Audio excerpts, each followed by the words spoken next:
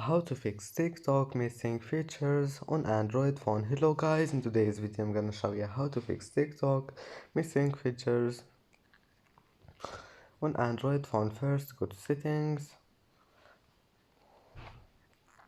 and then scroll down until you find apps and then apps again, and now just click TikTok and go to this one, permissions,